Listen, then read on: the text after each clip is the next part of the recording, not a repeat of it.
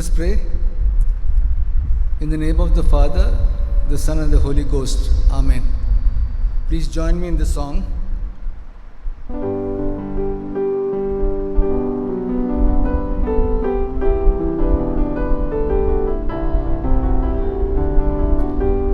God is still on the throne, and He will remember His own. Though trials, oppresses, and burdens distresses, He never will leave us alone. God is still on the throne, and He will remember His own. His promise is true, He will not forget you. God is still on the throne. Please join in the prayer on page number 1. Let us worship Lord. God is spirit, and those who worship Him must worship in spirit and truth. Grace to you and peace from God our Father and the Lord Jesus Christ. This is the day that the Lord has made. Let us rejoice and be glad in it. Grace, mercy, and peace will be with us from God the Father and from Jesus Christ, the Father's Son, in truth and love. Let everyone who is thirsty come. Let anyone who wishes take the water of life as a gift. The Lord is near to all who call on Him, to all who call on Him in truth. Please humbly confess our sins. Prayer at the bottom of page 11. Gracious God, we have sinned against you in thought, word, and deed. We have not loved you with all our hearts. We have not loved our neighbors as ourselves. Have mercy upon us, we ask you. Cleanse us from our sins and help us to overcome our faults through Jesus Christ our Lord. Amen. Now the Bible portion will be led to us. The Bible portion is given from Exodus chapter 32, verse 7 and 8. And the Lord said to the Moses, Go down, for your people, whom you brought up out of the land of Egypt, have corrupted themselves.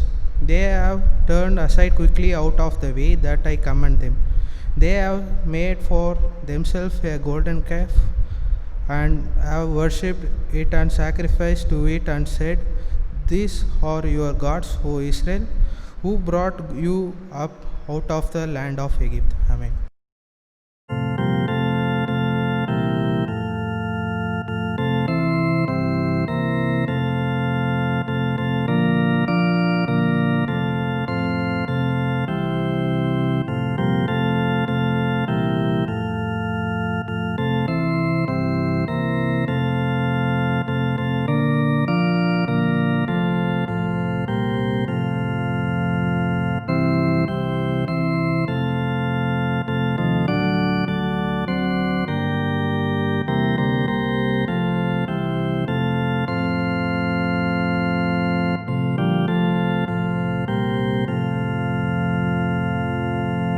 When we walk with the Lord in the light of His word, what a glory He sheds on our way. While we do His good will, He abides with us still, and with all who will trust and obey.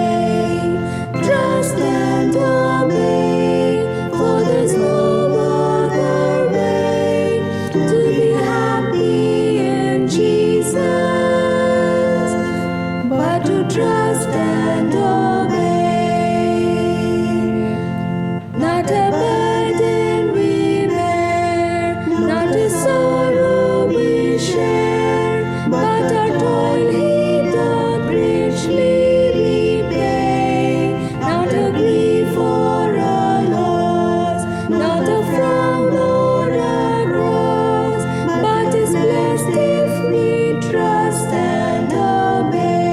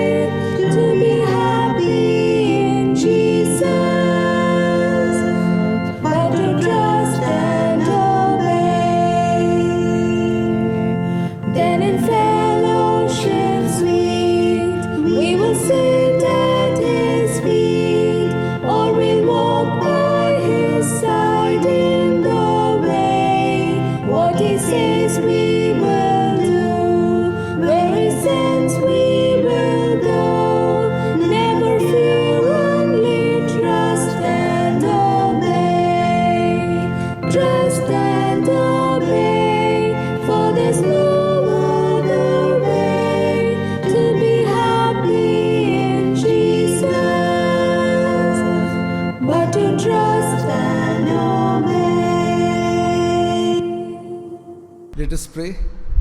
In the name of the Father, the Son, and the Holy Ghost. Amen.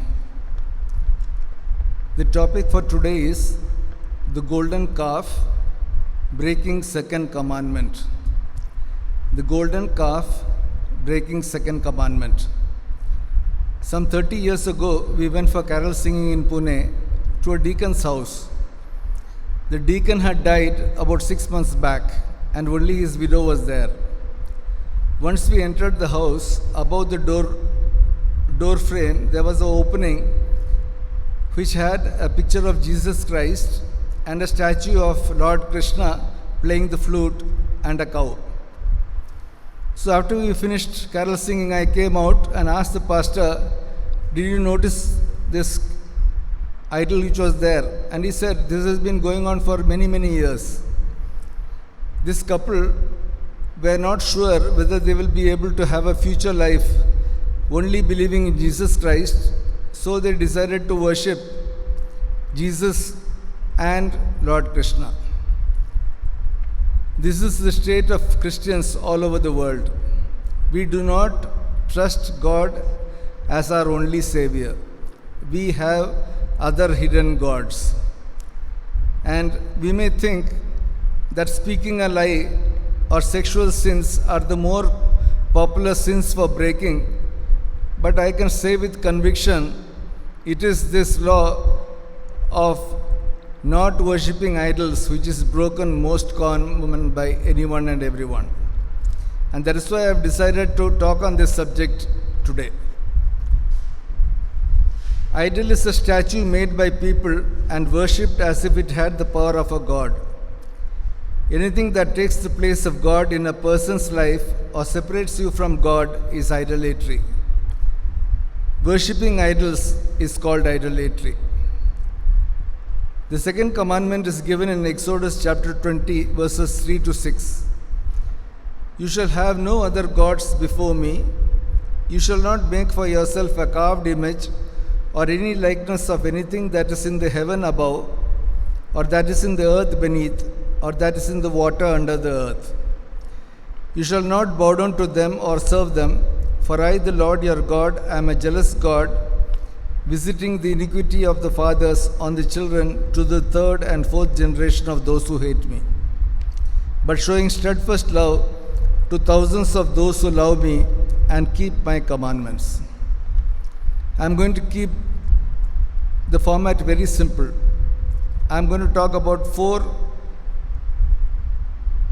examples from the Bible where there has been idol worship, and see what is the learning from these 4 lessons, and then I will leave it to you to correct the errors which you surely would have made. The first example I have taken is that of Rachel. This is happening in the family from which King David and Christ Jesus have come. Very surprising. Jacob had worked for his father-in-law Laban for 20 years, 14 years for his 2 wives, Leah and Rachel, and 6 years for the huge amount of herds he had accumulated, mostly through deceit. If you read Genesis, you will be able to understand this. But finally, they are about to leave and join Isaac in the land of Canaan.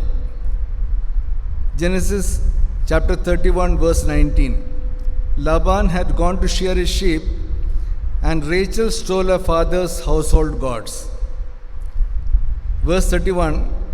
Now Jacob did not know that Rachel had stolen them. Verse 34. Now Rachel had taken the household gods and put them in the camel's saddle and sat on them. Laban felt all about the tent but did not find them. They are just about to leave, and Rachel is already sitting on top of the camel, and the household god is right under her. Verse 35, Rachel said to her father, "Let not my lord be angry that I cannot rise before you, for the way of woman is upon me." So he searched but did not find the household gods. Rachel had lied in this verse.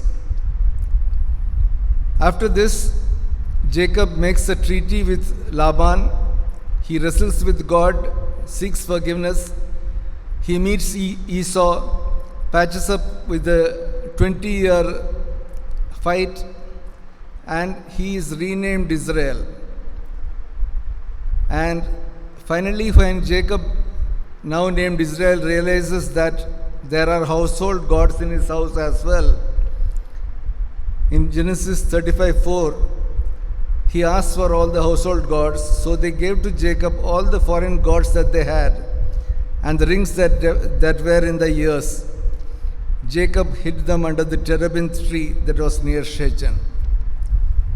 Unless you bury your idols, it will be very difficult for you to get into the road of spiritual growth. Rachel is blessed with Joseph and Benjamin.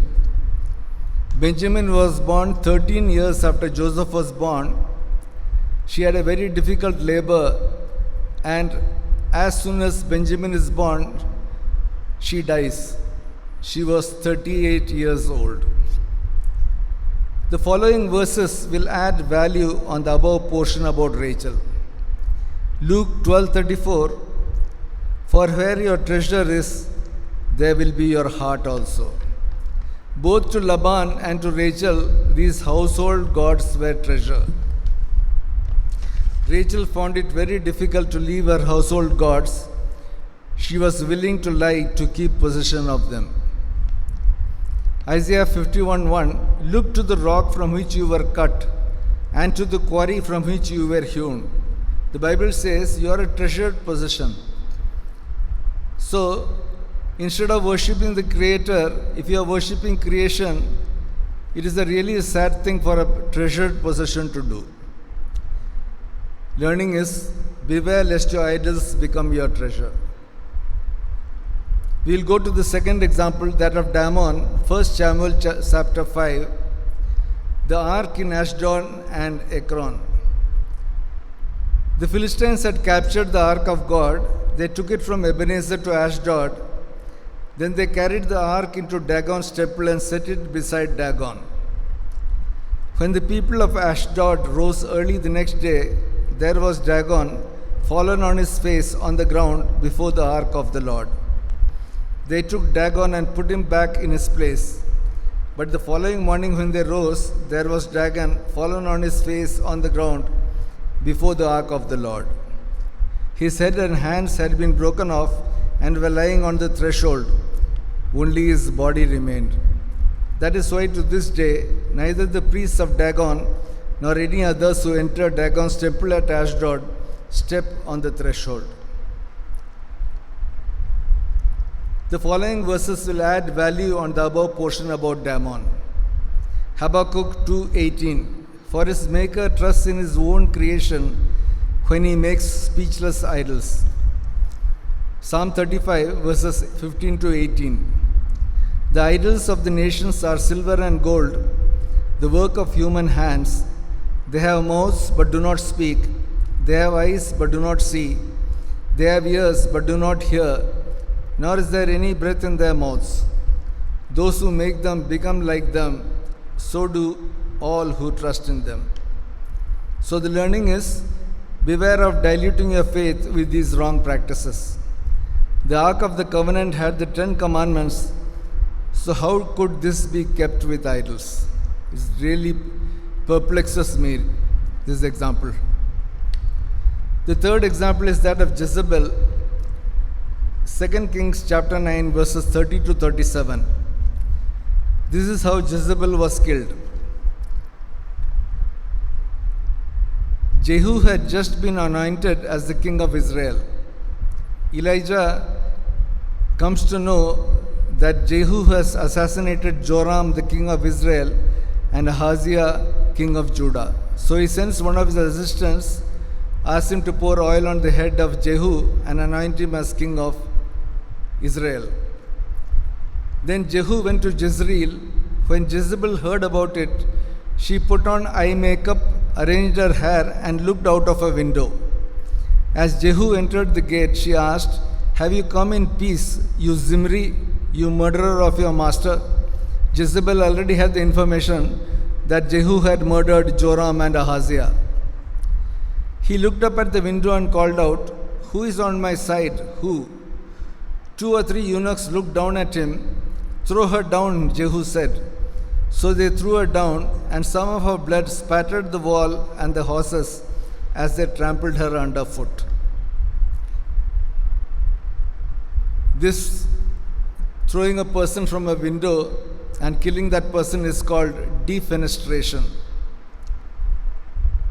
So Jezebel died because of defenestration. Jehu went in and ate and drank. "Take care of that cursed woman," he said, "and bury her, for she was a king's daughter. She was daughter of Ethobal, king of Tyre." But when they went out to bury her, they found nothing except her skull, her feet, and her hands. They went back and told Jehu, who said, "This is the word of the Lord that he spoke through his servant Elijah the Tishbite. On the plot of ground at Jezreel, dogs will devour Jezebel's flesh. Jezebel's body will be like dung on the ground in the plot at Jezreel, so that no one will be able to say, 'This is Jezebel.'" Jezebel had married King Ahab, and both of them were worshippers of Baal. She was not only an idolater, but was also responsible for the death of Naboth through stoning, because King Ahab wanted a small but very green vineyard which Naboth loved. Ahab had met a very gory end earlier, so actually Jezebel was alone, and they were responsible for having spread Baal worship over the entire country of Israel. The following verses will add value on the above portion about Jezebel.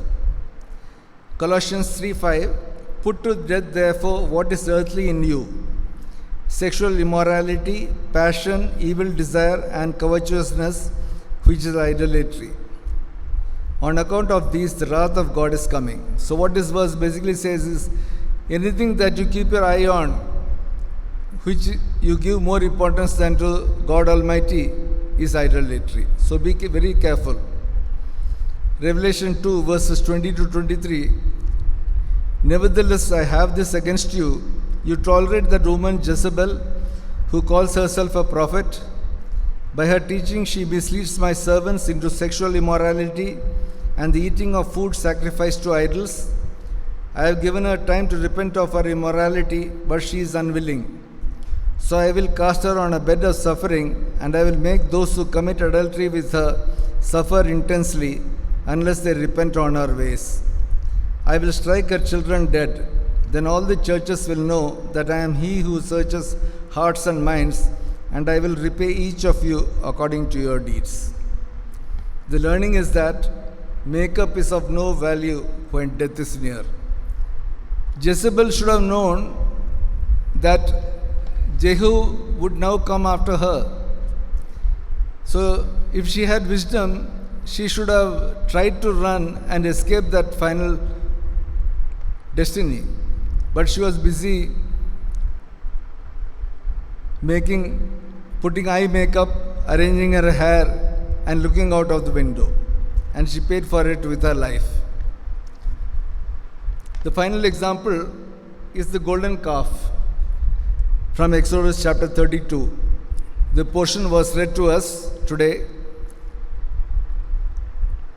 Moses had gone up the mount carrying the 2 tablets of stone, and he was discussing with God, and his return got delayed. The people became impatient. They approached Aaron and told him, "Make us gods whom we can worship." Verse 4, "And Aaron received the gold from their hand and fashioned it with a graving tool and made a golden calf. And they said, 'These are your gods, O Israel, who brought you up out of the land of Egypt.'" God, using his mighty powers through his servant Moses and Aaron, had brought these Israelites from Egypt, made them cross the Red Sea, and now they are saying that this golden calf is the God that made them escape from Israel. And verse 7, God is able to see this, and God tells Moses on the mount, your people have corrupted themselves.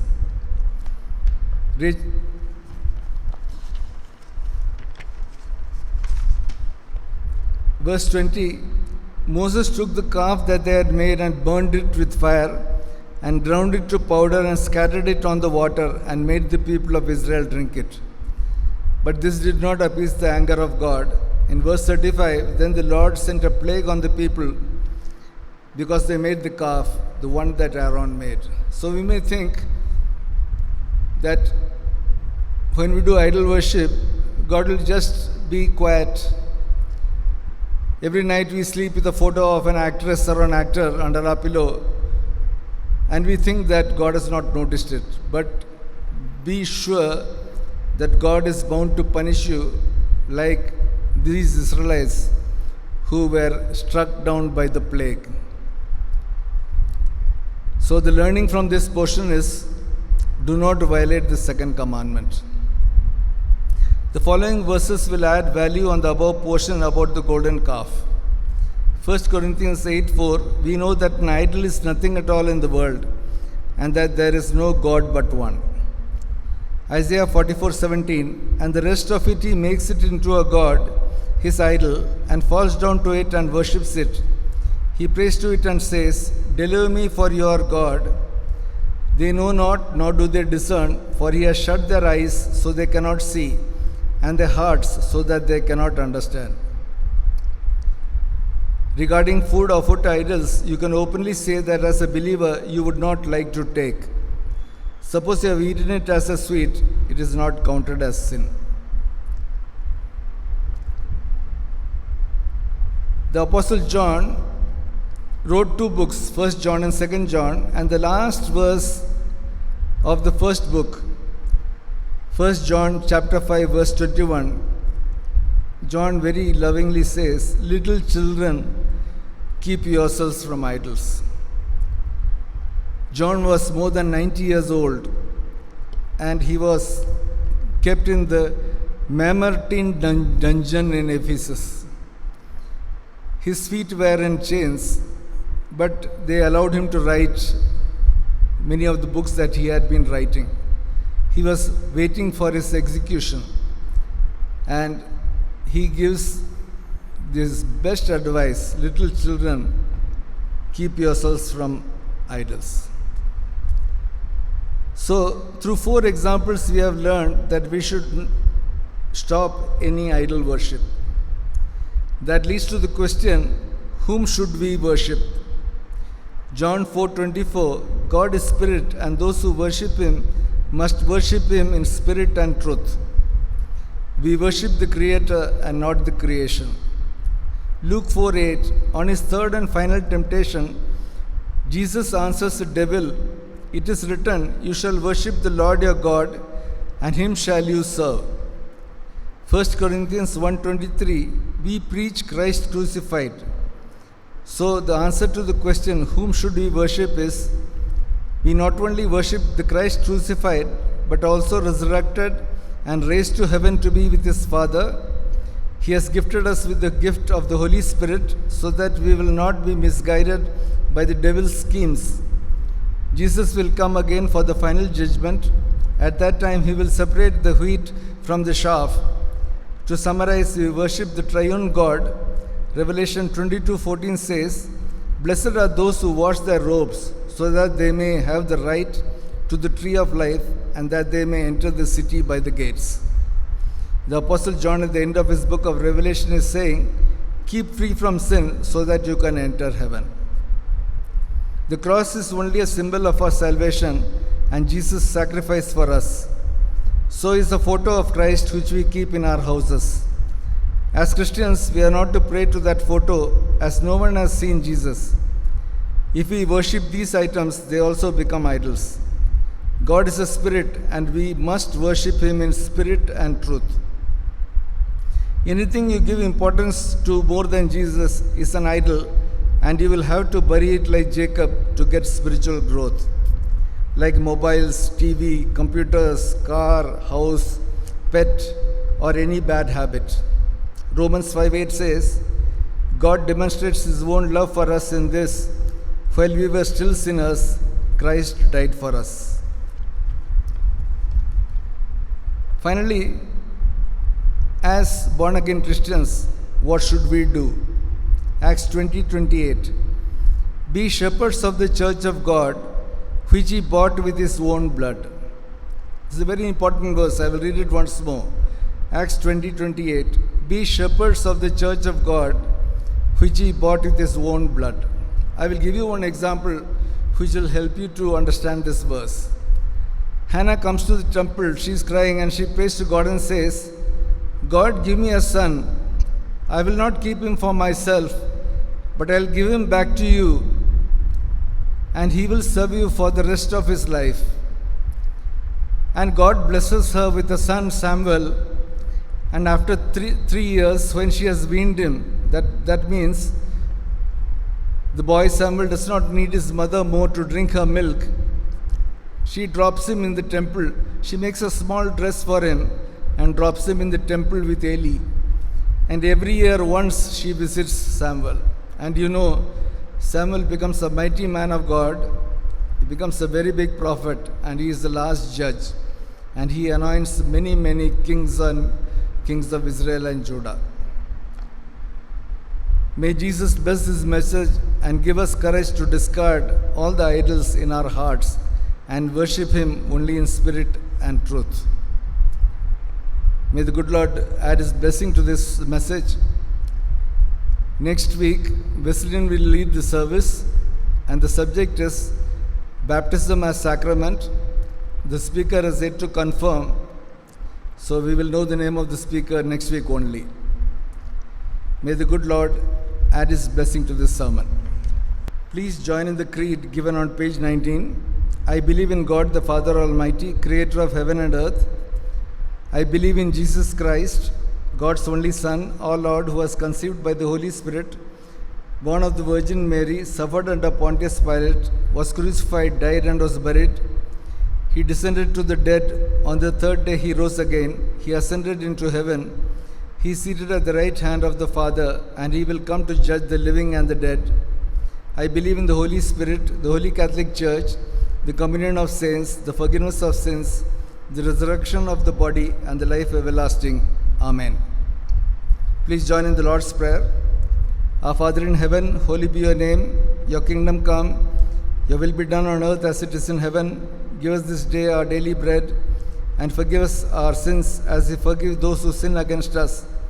And lead us not into temptation, but deliver us from evil. For yours is the kingdom, the power, and the glory, forever and ever. Amen. Please rise for the benediction. Now to him who by the power at work within us is able to accomplish abundantly, far more than all we can ask or imagine, to him be glory in the church and in Christ Jesus to all generations, forever and ever. Amen. Let us pray. O Lord, we thank you that the Holy Spirit was with us for this online service dated 9th August 2020. We pray that many people will be able to view this YouTube and get knowledge on the Word of God. We pray that you will seize this coronavirus and cast it into the sea, Lord. Be with all of us and keep us safe. And we pray that church services will start very soon, for which we have been longing for such a long time, Jesus. And we ask all these things in their precious and wonderful name. Amen.